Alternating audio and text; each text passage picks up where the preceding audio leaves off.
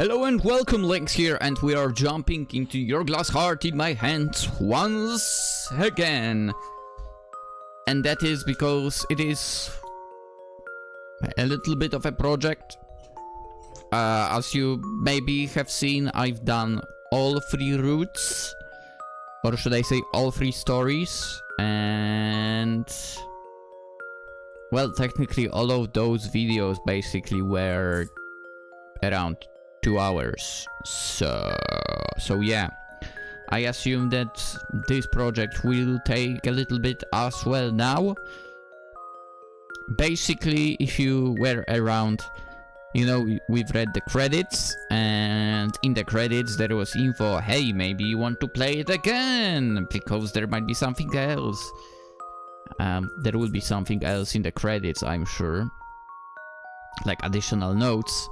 But I'm curious what might be within the story if we do something else, so we'll do that something else. We'll jump into story, we'll skip the parts we've seen, and we'll just have a look at what we haven't. That's how it's gonna be. We are, you know what, we are going the same way. Start here, go here, and in here, yeah.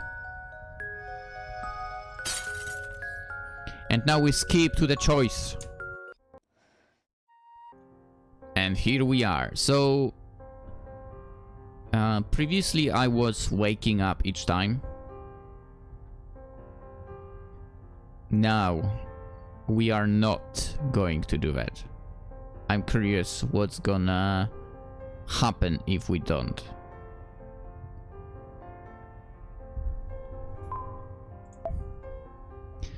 Are you trying to abandon your consciousness again? I suppose I can't blame you for that. You know, you now know what is coming after all. Once you awake, you can remember now, I suppose, after witnessing it once before, visions picked out in primordial fire. For it is only a memory. You do not want your mate to poison you again.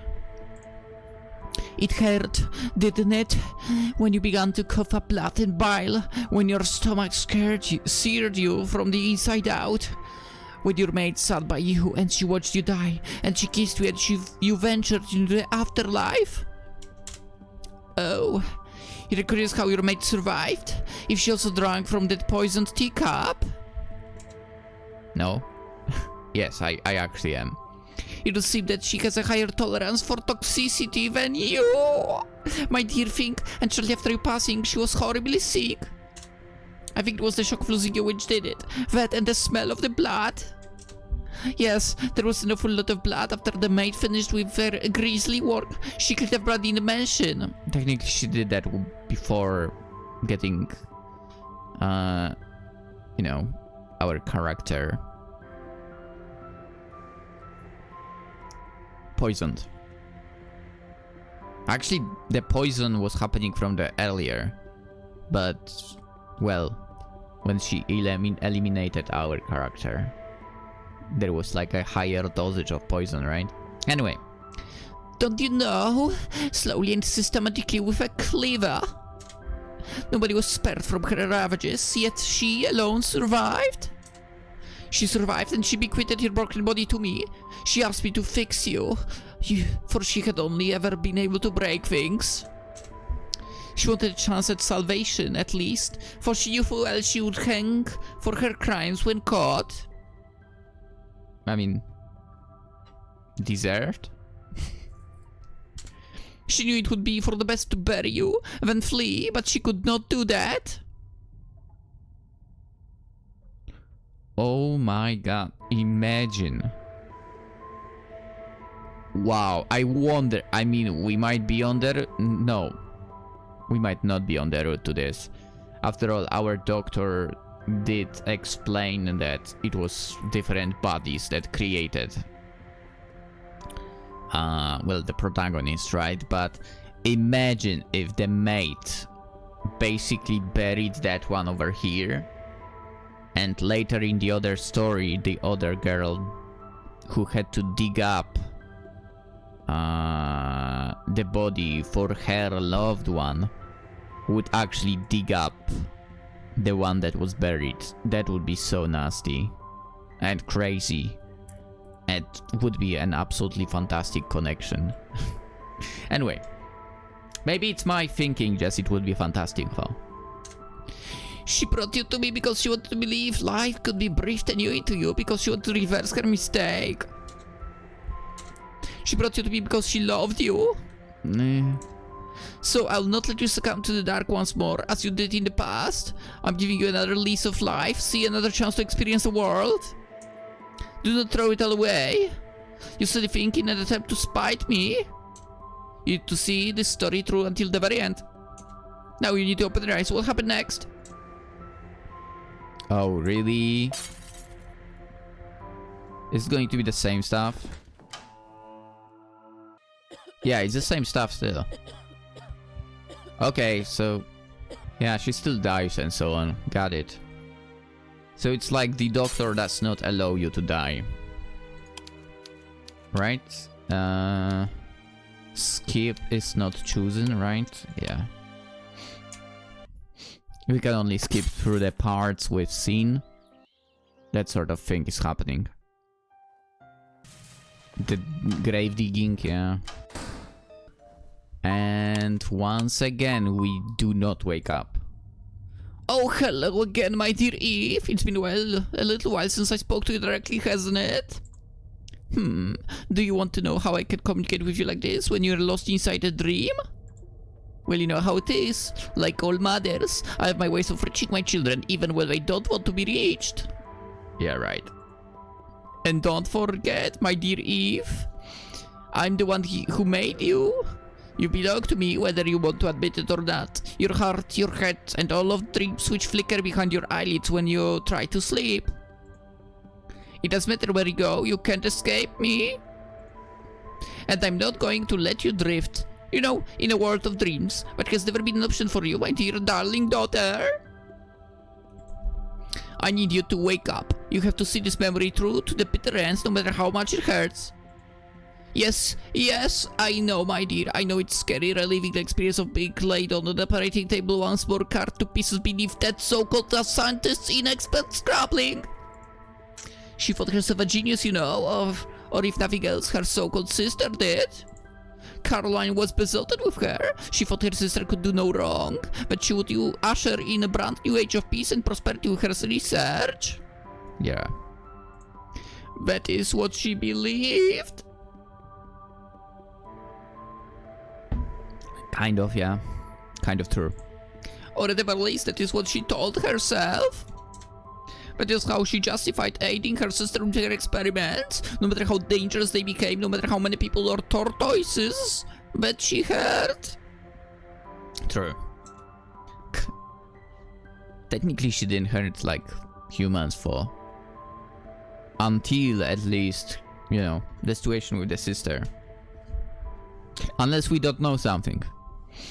Caroline thought her sister a god? But that little cheat has nothing on me, do you understand? Yeah, that's true. She was inspired by my research that of the great Victoria Goodwin, but she never could match me. I was always one step ahead of her. Just one. That little scholar who dreamed of being a great scientist was desperate to best me, to find the secret of reversing death before yours truly. She was so desperate she even sacrificed her own sister so that she might divine the secrets of the human body.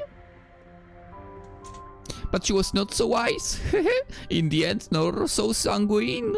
Her guilt swiftly overcame her clinical curiosity, and that was when she came to me.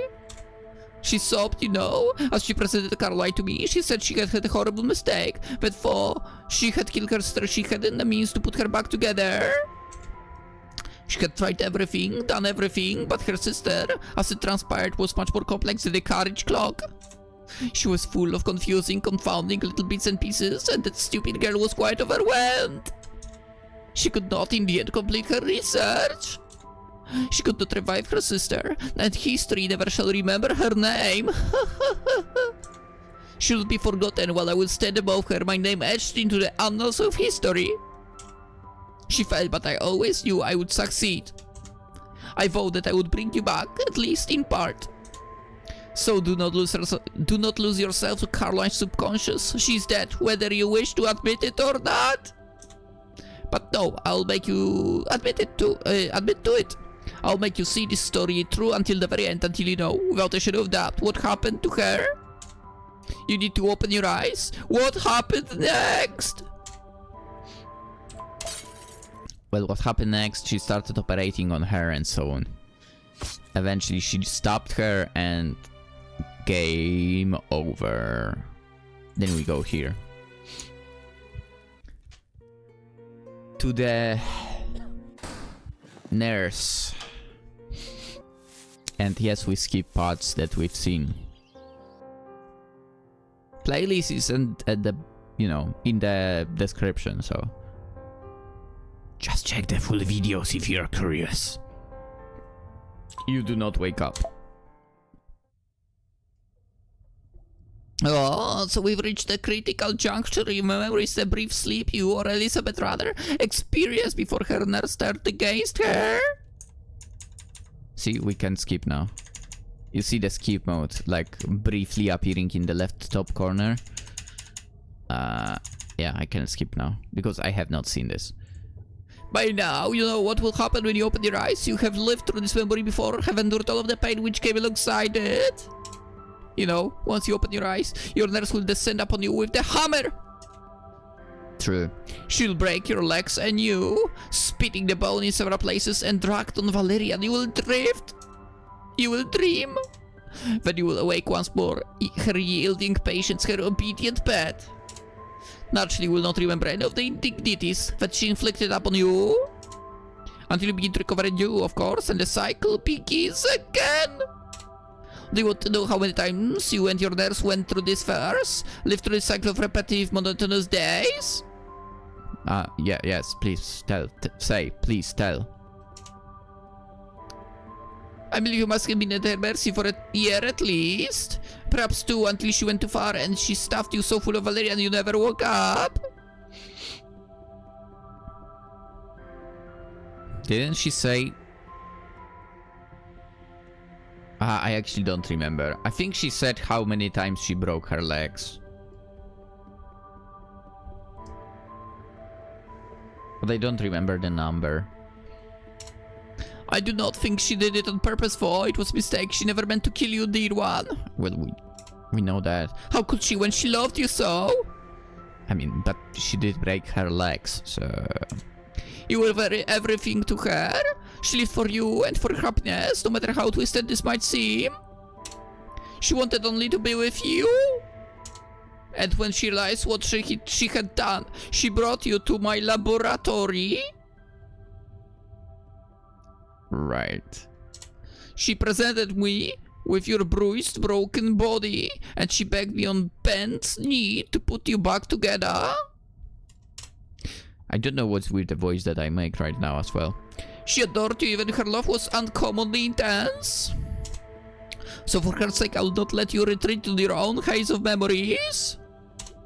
You need to see the story through until the very end. Don't be a bad girl, Eve. Listen to me.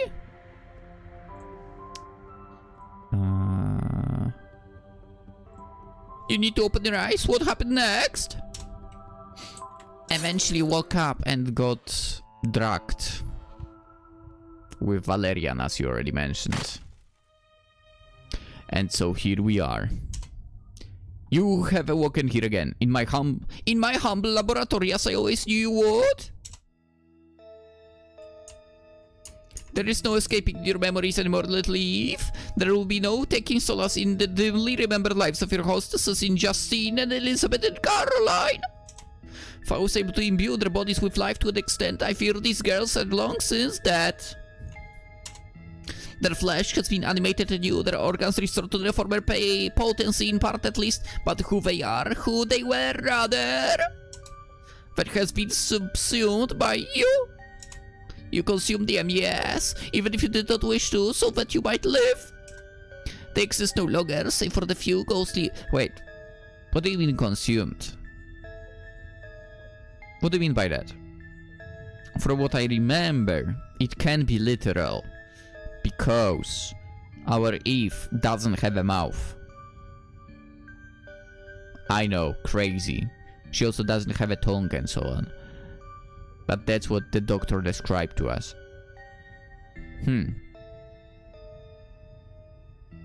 So I guess by consume you mean you sort of connecting those three bodies, right?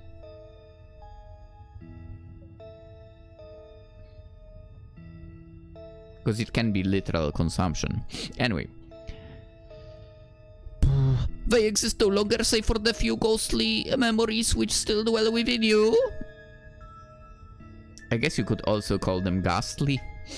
The phantom twinge of pain over a broken leg or your inherent distaste of tea. I love tea. They are here, but they are not there. I mean here. I saved them, but I did not save them. I gave them life and you. But in reviving them, they lost so very much. They lost themselves, synthesized now inside you. These girls are not what they were, but perhaps they have become something even more meaningful. Wait. Are you going to introduce your creation to all of those three girls that basically brought the end of their supposedly loved ones? Because that would be kinda nuts, if you think about it. I mean, would there be a war between the three? I'm not sure for certain how much of these girls live on. I would need to run more experiments. But first I need to get you clothed. I would not do to leave you naked on the table. Not when you are my dear darling daughter. Yes, that's right, you're my daughter. Whether you want to be or not, I made you, and that means only I can unmake you. You live on because of me, so if you die one day, it shall be at my hands. I'll not allow you to kill yourself. Oh, she might be explaining right now what I just did. It would hurt too much, not you, you understand. I think your pain receptors need some fine-tuning, but me... It will break my heart, and what of the poor girls who brought you here in pieces to be put together again? You might not realize it yet, but you are still a newborn after all, and babies are not known for the developed thought processes, but a lot of hopes went into your birth, a lot of dreams.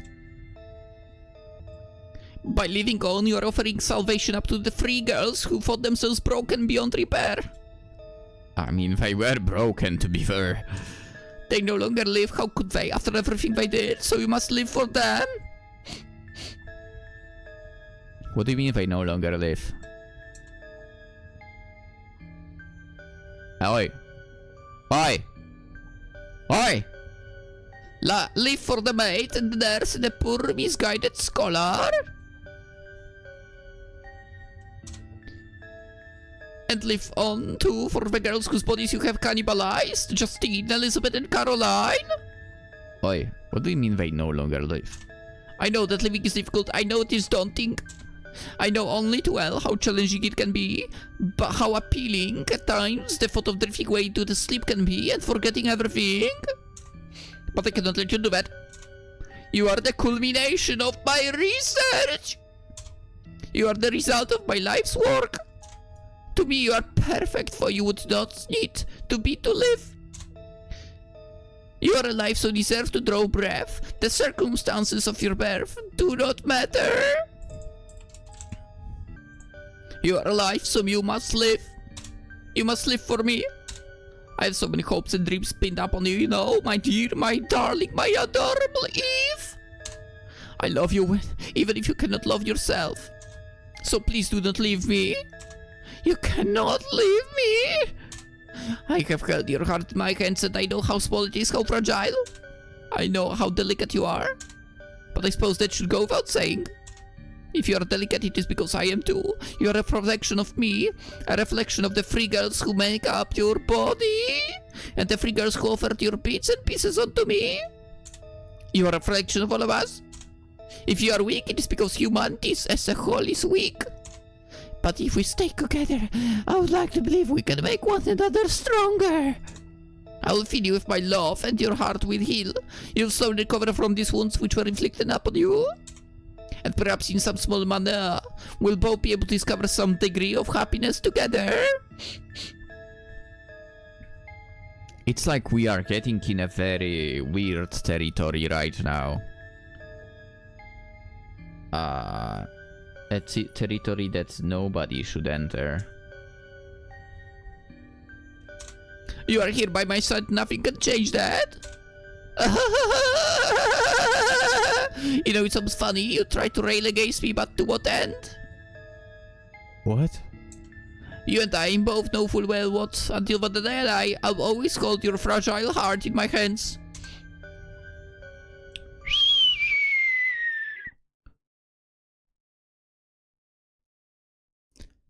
And the game turned itself off. I don't know if it's meant to do that or if it's... I hope it was not a crash, but it was actually meant to do that. Notes.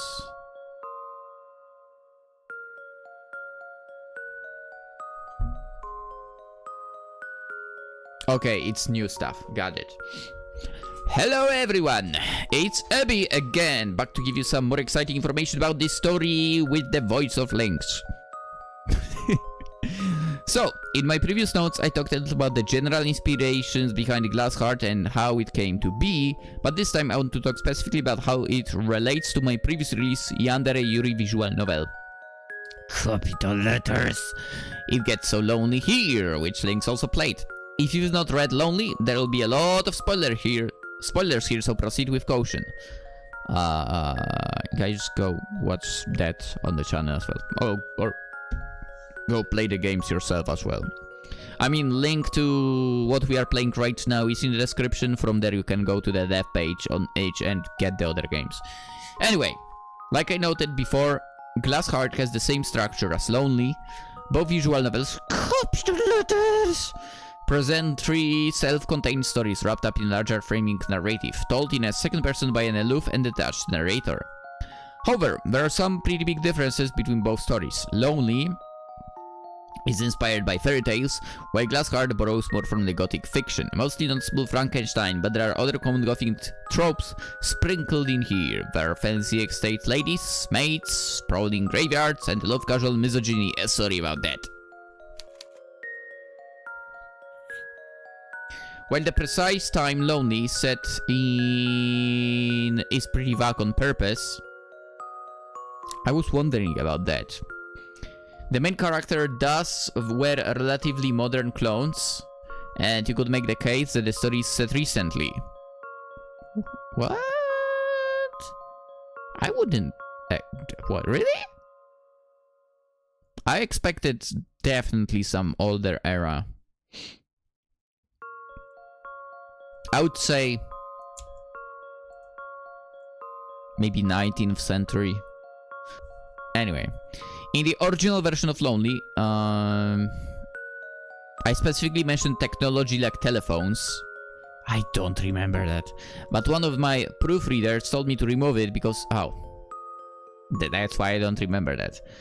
Because it spoiled some of the mysticism in the story. Glass Heart, meanwhile, is more clearly set in the 1800s. Okay. And comes hand in hand with wait, then I'm correct. I mean, technically, if it was exactly 1800, it would be 18th century still, but if it's later, so I don't know, 1801 and later, then we have 19th century. Right, that was how it was, right? The century starts with 01, it starts the new century. So with 1801 we have 19th, 1901, 20th, 2001, 21st, and so on. Okay, I was correct. I'm glad about that. And it comes hand in hand with some regressive attitudes towards women. Yeah, the stuff with one of them attending university, right? There are a fair few anachronisms in Glass Heart, such as the sort of cigarettes the nurse smokes, The fact that the scholar was admitted into the university at all, and some... Wait, what? Okay. The fact that the scholar was admitted into university at all, and some of the architecture in the backgrounds. But I wasn't personally sweating the small details. The nurse gets to smoke her modern cigarettes because she looks cool, and that's very important. She wasn't smoking them for. Haha. She was just lighting them up. Anyway, another pretty big difference between Lonely and Glassheart can be found in the characters.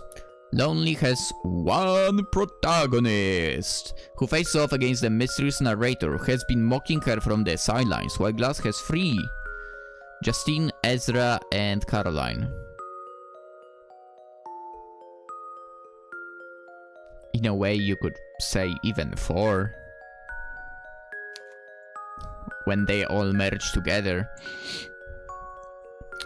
For the fourth one, we've never really heard, I believe, even the thoughts of.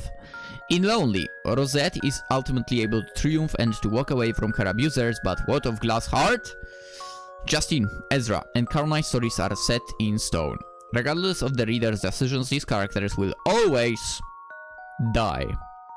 These characters have to die because their corpses were used to create Eve. If they did not die, Glassheart would not have a framing narrative. Eve would not exist and the story would fall apart. While Rosette can escape her fate, Lonely even gives the reader an option to define their destiny at the end of each route. True. The protagonists of Glassheart aren't so fortunate. They cannot defy their destinies. They are doomed to die, just like Eve herself is trapped, incapable of defying her maker, Victoria. Lonely opens with Rosette running through the forest. And though she suffers a lot, she's quite a proactive character. Though she isn't allowed to speak for herself in the narrative, the narrator robs her of this ability. She is able to talk directly at the end of the visual novel, capital letters, when she's confronting the architect of her misery. Fuck. Where was it? There. Glassheart, meanwhile, opens with Eve sleeping. She's drifting in a void where she can access the memories of the three victims who were spliced together to create her, but she can't influence what happened to them, and neither can she confront Victoria either. Right. While Rosette can speak for herself, Eve can't talk. She has no teeth or tongue. Mentioned that already. And so her agency is completely robbed. It is possible to nod or shake your head to Victoria, but the ending of Glassheart is pretty unambiguous. No matter how much Eve struggles, she won't be able to escape. Eve has no option for a happy ending. I mean, you never know. I mean, obviously that's the person who created the story saying that, you know, there is no option for a happy ending for her. Which I guess in this case basically says there is no option like that, but kinda wish to have to think that maybe a little bit of a happy ending, maybe. Yeah, as a reader you would want to think that, I would say. Glassheart is not a fairy tale like Lonely after all, true. Glassheart is a gothic horror, and these often tend to that poorly. It's part of the genre convention. You know what, that's a good thing as well. You need stories that don't end happily as well. I agree. With all that being said, I think Glassheart is a much bleaker story than Lonely. It's a story about struggling and ultimately failing. Eve can choose to be obedient or difficult, but either way, she's still Victoria's creation, a being which Victoria can manipulate at her will.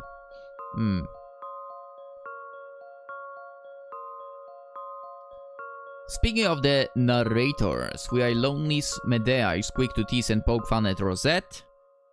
While she struggles, I wanted Victoria to feel a little more distanced. Victoria is a scientist, not a witch. True. And she's... in a way you could say alchemist as well, I guess. Maybe. No, they didn't do any alchemy, right? for like at the same time, I would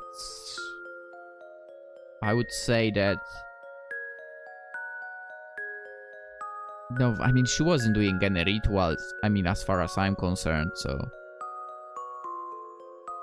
what am I even saying? But then again, like basically sticking a person from 3 different people and trying to basically revive that, it kind of falls into like alchemy, I would say. A little tiny bit at least. Whatever. She's not a witch, and she's observing Eve as she relives her former lives as one might observe an experiment. She doesn't interject with personal opinions as often as Medea does in Lonely, and I wanted her narration to be slightly more aloof. In that sense, maybe Glassheart is a pretty joyless story. I do think it's rather grim, and I'm not sure if there is any particular takeaway. If Victoria is a villain, I wouldn't call her a villain. I wouldn't call her a villain. I would call all the girls that in the end killed the ones they're supposedly loved the villains. If anyone. Then this is a story where the villain wins. I mean, again, I would not call Victoria a villain here. But all the other girls. And following my kind of thinking, this is a story where technically nobody wins. Only Victoria wins, but she's not a villain. But then again, this was made for the Toxic Yuri visual novel Jump! Maybe it's only fitting this would be a bit grimmer than Lonely. I go into this wanting to invert some of the themes from Lonely on purpose, since I thought it would be interesting. I hope the story feels cohesive, if nothing else, and it was an enjoyable read. Yes. Thank you very much for your time. The support is always appreciated. I'll write more cute, wholesome Yuri at some point, I promise. Epi! What about the not wholesome Yuri? Will we get more of that?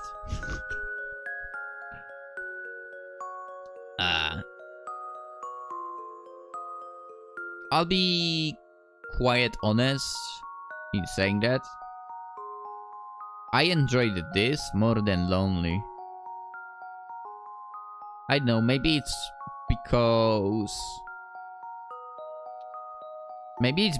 you think that, wow, this actually could have happened, while the other is basically the magical world and so on. I think that would be the reason why I'm more into Glassheart. Okay, there is 1 CG.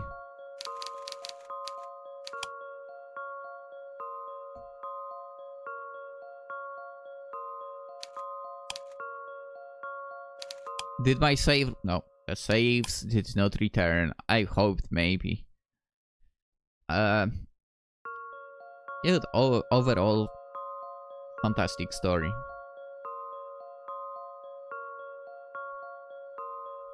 That ended up having 4 videos here.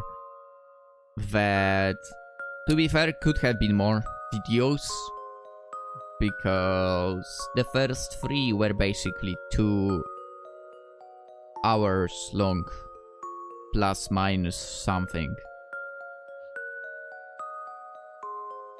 And over here today we are at, well, 37 around minutes at the moment.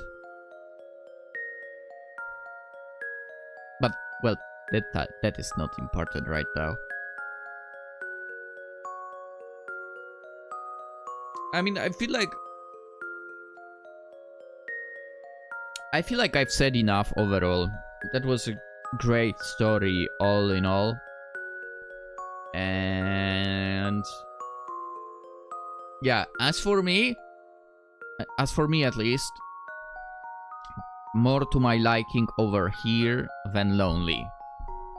But that is obvious. That doesn't obviously mean I didn't like Lonely. I enjoyed that one as well. All I'm saying is Glass Heart was something I would rate higher, basically, sort of thing. Yeah. But yeah, all in all, that would be it for today. Hope you enjoyed. As usual, if you did, consider liking the video. If you're not, consider subscribing.